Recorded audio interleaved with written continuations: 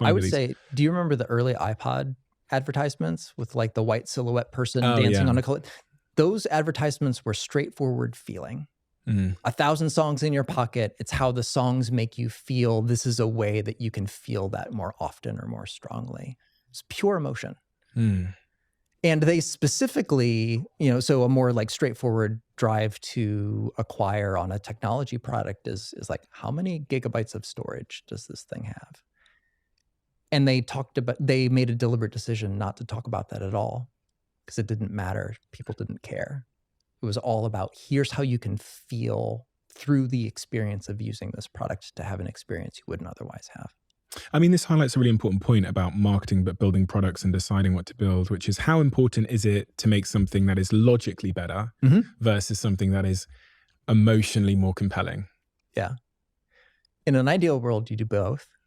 You can go a long, long way with emotion, even when you don't have straightforward superior product benefits. Going back to our discussion of candles earlier, candles have been around for what, hundreds of years?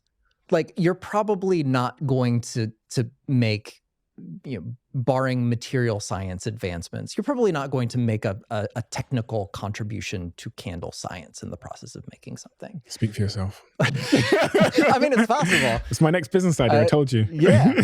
But like, things like the packaging and the marketing and the scent and the unboxing experience and the anticipation of putting it out as the centerpiece when all your friends come and all of that, like, there are so many emotional hooks to that sort of experience that you could argue that candles are sold almost all on emotion. And that's great. That's the value that's being delivered. Do you know a better example of that I've came across recently is Liquid Death? Oh, yeah. It's just water. What? Yes. They built $1 billion business selling water in a fancy can. Totally. And affiliation. Like, there's a little bit of a bonding, or I'm the type of person who wants to present to the world in this particular way. So I don't buy Fiji, I buy Liquid Death. Sure. It's just water. It's just water. Sometimes it's carbonated or flavored. But yeah, come on. It's just water. I saw some stuff. I thought these stats might be out of date, but it was maybe last year or the year before I saw that they were selling $500 million of water. And they're like a fairly new market entrant in the grand scheme of things. And from what I can observe, it's just a different can. Yeah. And the packaging matters. The affiliation matters. The story matters. Why do you think they won? I think they were first. So that's also... you talk about in your book the value of doing something big and crazy for the value of doing something big and crazy. I mean, they were the first to do something crazy on the marketing side for water. It was a really boring product category, very straightforward, very functional. And what their big insight was, the way that we talk about it, the way we package it, the way we present it matters. And there's a certain subsegment of customers that would not buy a straightforward bottle of water because they don't care. But if they can signal something about themselves or a group affiliation in some way, shape, or form through the packaging of the product, then to a certain subsegment of customers, that's valuable. I've been thinking about this theory for a while, the last couple of months, maybe 6 months now, that brands need to, especially new market entrants in saturated, busy markets. Like if you're coming out with an energy drink right now, or you're coming out with a can of water, the easiest way to market in terms of marketing is if you do a really good job of making it clear that you are the antithesis of the incumbents. Yes. So you are a or, not an and in your customer's decision framework. And what I mean by that is, to be very specific, I've invested in a company called Perfect TED. It's actually the drink in my cup right now.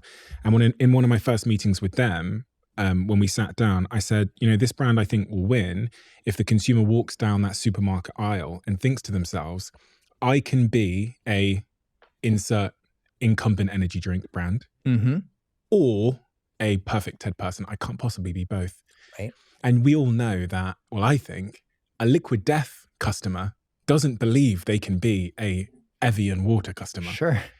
because that it's so clearly, they've stood for something so much so that in doing so, they stand against something. Mm-hmm.